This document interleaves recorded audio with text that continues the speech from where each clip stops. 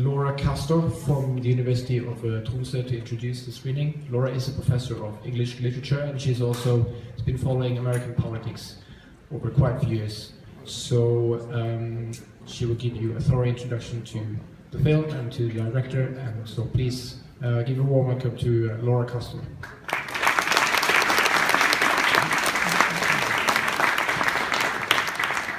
Thank you very much, Kato, and welcome, everybody. I will tell you that even though I am a professor, I'm not going to give you too thorough of an introduction to the film, since I think you probably are interested in seeing the film. But what I would like to say is just a few words, beginning with the title. Inequality for all is a fairly clear message, but it also holds within it the echo of words that are familiar to most American school children. I pledge allegiance to the flag, and I place my right hand on my heart the way if there was an American flag here, I would be looking at it. Pledge allegiance to the flag of the United States of America and to the republic for which it stands, one nation, under God, indivisible, with liberty and justice for all. The words, with liberty and justice for all, are not with inequality for all. Recited, and as such recited at the beginning of every school day. These are ingrained into the national identity for many, and then reinforced as they grow up if they enter politics or any kind of public service. This pledge opens sessions of Congress as well as meetings of politicians, and also meetings for private organizations, often at the local level. Robert Reich, who is the narrator of the film and the star, his starting point does not mark him as any kind of a radical or marginal person by making this inequality for all statement. In the context of the everyday experience of many Americans in recent years, as many people are very familiar with this message that he's presenting in the film. As strong as it is, it's not one that's particularly new, and so it doesn't surprise people. Basically then, if I could just summarize his 1 hour and a half of documentary in several simple sentences, his point is that the stagnating wages of Americans, together with the longer working hours and the many part-time jobs that many people are needing to have, together is making it more and more difficult for middle-class Americans to maintain their living standard. So during the 1990s and early 2000s, it was possible to take out more and more loans, but this safety net as of 2008 has disappeared. So what Reich says is that basically when middle-class people are not able to buy the goods that are being offered in the market, the healthy economy is bound to disintegrate, disappear, and basically the standards for a stable, sustainable society are also very much in danger. Okay, so it's a fairly gloomy message, it's not a new message. How is it then that this film, which premiered at the Sundance Festival in 2013, won a special jury award? So obviously there's something about it that's very compelling and even entertaining. So that's what I want to say a few words about that and some things to look for as you're watching the film. First of all, I don't know how many of you are familiar with Robert Reich, but he is best known for his service under the administration of President Bill Clinton in the early 1990s, Clinton's first presidential administration, wherein Reich served as Clinton's Secretary of Labor. In addition to that, though, he currently is a very popular professor at Berkeley, professor of public policy, and he's also senior fellow at the Bloom Center for Developing Economics. He's written 13 books, many of which have been bestsellers, including Aftershock and The Work of Nations and Beyond Outrage, so all titles with messages that are equally clear to this.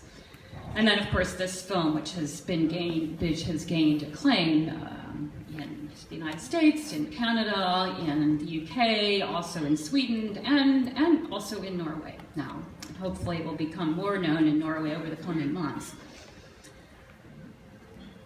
So, what matters here are several things. First, there's the position of the narrator, the way that Robert Reich presents himself.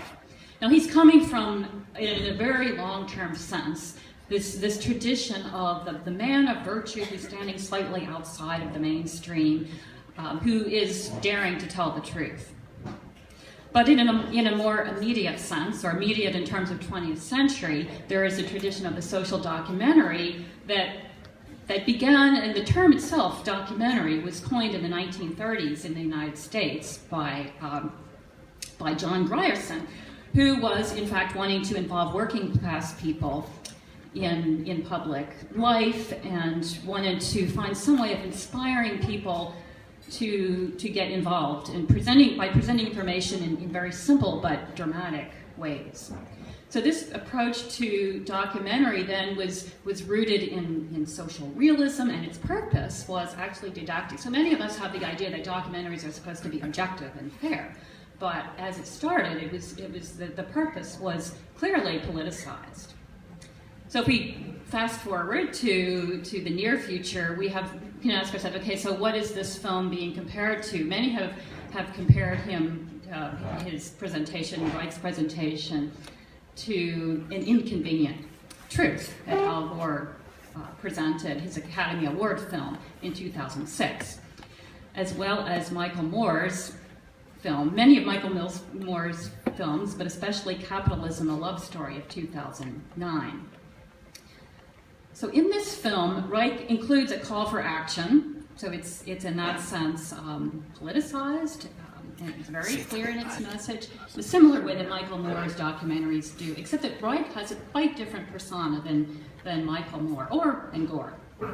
So Reich, like Moore, he draws attention to his outsider position, but whereas many of you who are familiar with Moore's films would know that Moore presents himself as a large person wearing a baseball cap. There's a different way that Reich positions himself, which you will see, and I will not give that away. Like Al Gore then, Reich is very concerned with presenting information and facts and doing it in a way that is compelling. So you'll see he does present facts and figures, but notice the way that he does it here. I would say that there are also some differences between Reich and Gore.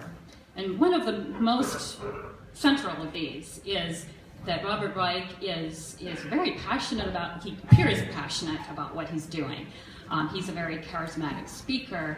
The theme of this movie, and I should say the thread of the movie, the plot line, is based on a class that he taught at Berkeley in the spring of 2012, class on wealth and poverty, which is very popular. And you will see that he holds it in an auditorium.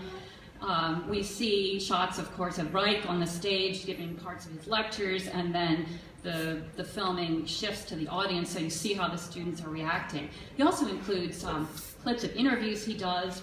Several of the people he interviews are his students, in fact, as well as interviewing other people who are, at other points, have other income levels, you could say. So he interviews a billionaire, and he interviews people who are really struggling to make ends meet. So a couple things that he says, though, are surprising at first. It's not that the information that he presents after that, when you hear what he's saying, you think, oh, okay. But for example, he asked the question, what role model should the United States look to for change? So I won't give that away, you can pay attention to it. Another thing that surprised me from my position as somebody who has a background in women's studies is that he's looking at the time in American history when things began to change, when wages started to stagnate and middle class people started having a difficult time.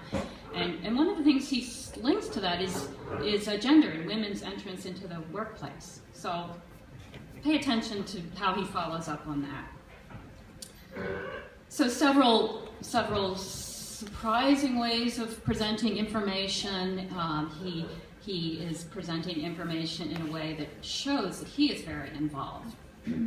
So this is the other thing that I wanted to mention before we begin to watch the film, is that he talks about his own personal journey.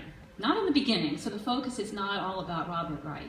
The focus is this issue, and that he's an everyman, many of us, and every woman. But we see what events in his life have made him the kind of passionate teacher and writer, and when he was in Washington, a public servant and politician. Finally, he has a sense of humor, and I think that hopefully you will appreciate that as well. And I said finally, but actually the final point I would like to make is that we need to think, so what? So what for European audiences, so what for Norwegian audiences? This film is meant to be the beginning of a longer discussion in the European Union, and of course there is the reality that the euro is in trouble in some ways now, and whatever is happening on this side of the Atlantic is influenced by what's happening on the other side of the Atlantic. There's also been very clear movement towards privatization, both in Europe and in Norway. More and more reliance on part-time work and temporary work. The influx of immigrants, and how immigrants and students, people who are already struggling, are the ones that often bear the brunt for this sort of increasing gap between those who are accumulating more and more wealth and those who are just trying to pay their rent for the next month. So there are statistics available on this. There's a very useful website called Equality Watch, which also presents graphs and figures in ways that are very accessible. So if you are interested in these issues, I invite you to continue to discuss them after the film and to do your own research. And of course, you're living your lives and thinking about how these very real matters are influencing all of us. So with no further ado, I would like to say, enjoy the film first. Varsågod.